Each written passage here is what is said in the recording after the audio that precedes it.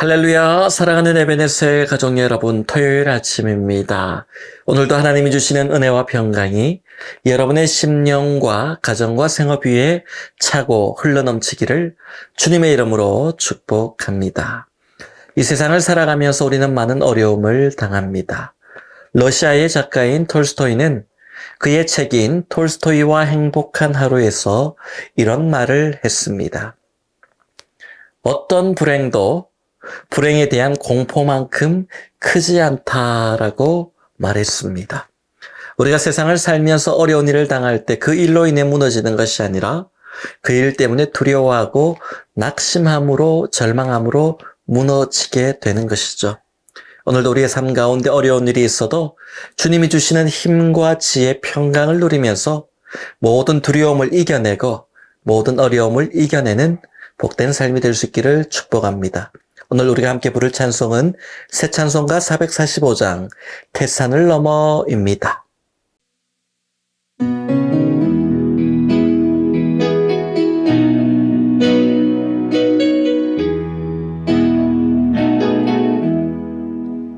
태산을 넘어 험곡에 가도 빛 가운데로 걸어가면 주께서 항상 지키시기로 약속한 말씀 변치 않네. 하늘의 영광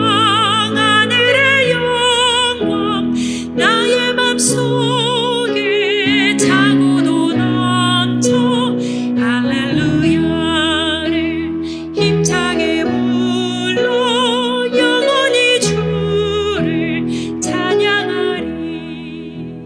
캄캄한 밤에 다닐지라도 주께서 나의 길 되시고 나에게 밝은 빛이 되시니 길 잃어버릴 염려 없네. 하늘의 영광 나의 맘속에 차고도 넘쳐 할렐루야를 힘차게 불러 영원히 주를 찬양하리.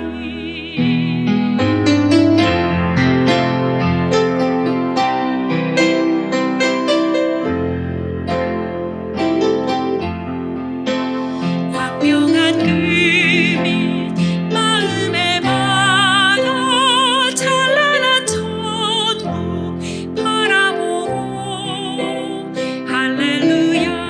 할렐루야를 힘차게 불러 날마다 빛에 걸어가리. 하늘의 영광 나의 맘속에 차고도 넘쳐 할렐루야를 힘차게 불러 영원히 주를 찬양하리. 오늘 우리에게 주신 하나님의 말씀은 갈라디아서 5장 13절부터 15절까지의 말씀입니다. 형제들아, 너희가 자유를 위하여 부르심을 입었으나 그러나 그 자유로 육체의 기회를 삼지 말고 오직 사랑으로 서로 종노릇 하라. 온 율법은 내 이웃 사랑하기를 내 자신같이 하라 하신 한 말씀에서 이루어졌나니 만일 서로 물고 먹으면 피차 멸망할까 조심하라. 아멘. 할렐루야. 이 아침에도 하나님이 주시는 말씀을 통해 함께 은혜 나누기 원합니다. 갈라디아서는 바울이 갈라디아 지역 교회와 성도들에게 보낸 복음의 편지입니다. 성령의 역사로 복음 위에 세워진 갈라디아 교회와 성도들이 어느 순간 복음의 능력을 의심하게 되고 구원받지 못한다라는 두려움에 다시 율법과 할례로 돌아갔습니다.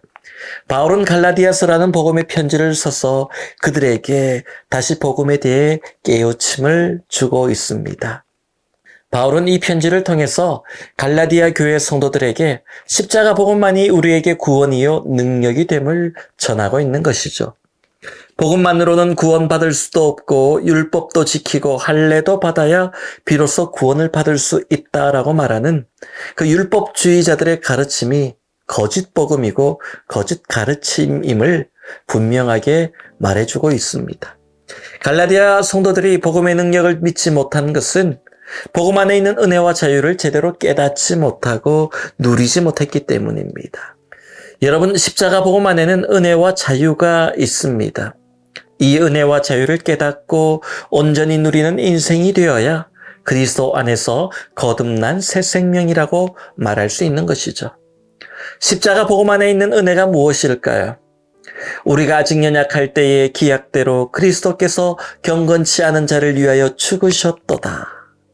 또 우리가 아직 죄인 되었을 때 그리스도께서 우리를 위하여 죽으심으로 하나님께서 우리에게 대한 자기의 사랑을 확증하셨느니라. 이 약속의 말씀처럼 죄인된 우리를 위해, 연약한 우리를 위해 죽으시고 흘려주신 주님의 보혈, 우리에게 주신 하나님의 값없는 사랑하심이 바로 은혜인 것이죠.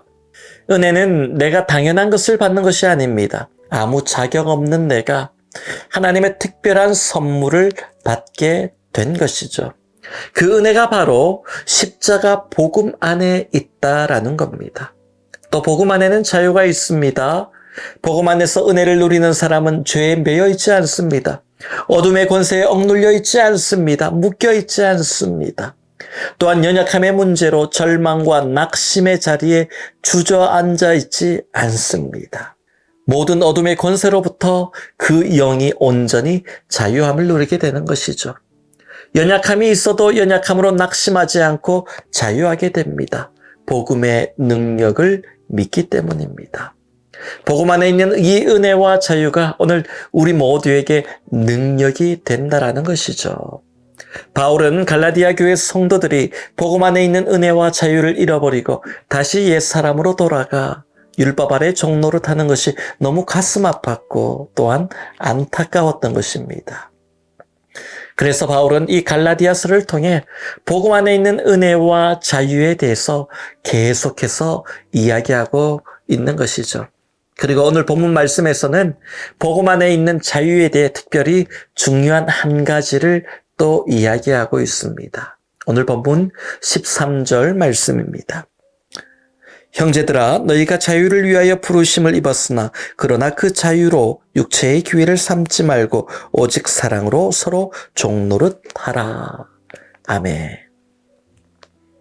여러분, 그리스도인은 특별히 자유를 위하여 부르심을 입은 사람들이라고 이야기합니다.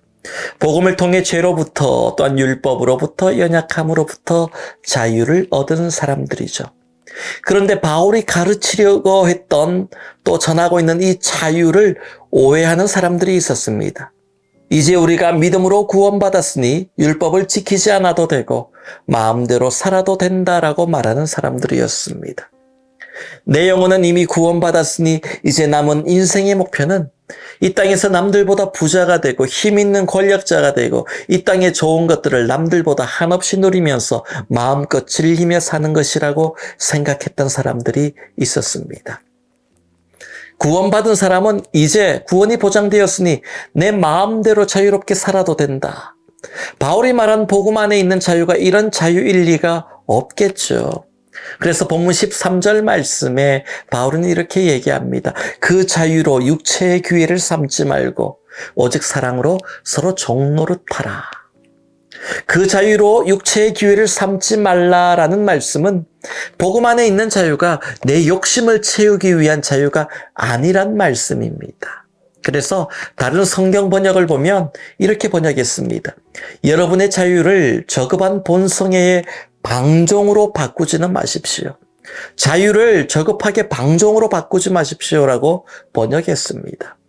십자가 복음을 통해 우리에게 주신 자유는 하나님을 멀리하고 내 욕심을 채우며 사는 방종이 되어서는 안 된다라는 말씀입니다. 바울은 오히려 그 자유를 가지고 오직 사랑으로 서로 종노릇하라 그렇게 말씀하고 있습니다. 여러분, 자유가 있는 사람들이 서로 종노릇하라라는 말씀인데, 자유와 종노릇은 서로 맞지 않는, 함께할 수 없는, 어울리지 않는 단어들이죠. 그러나 여기는 분명한 차이가 있습니다. 복음을 알지 못했을 때는 어둠의 권세에 끌려다니며 헤어나오지 못하고 종노릇했지만, 복음의 자유를 알게 된 이후에는 내가 스스로 낮아져서 섬김으로, 사랑으로 종노릇하는 겁니다. 내 안에 복음의 은혜가 충만해서 서로 사랑으로 종노릇하는 것이 스트레스가 아니라 오히려 행복하고 더 큰 은혜가 되는 것이죠.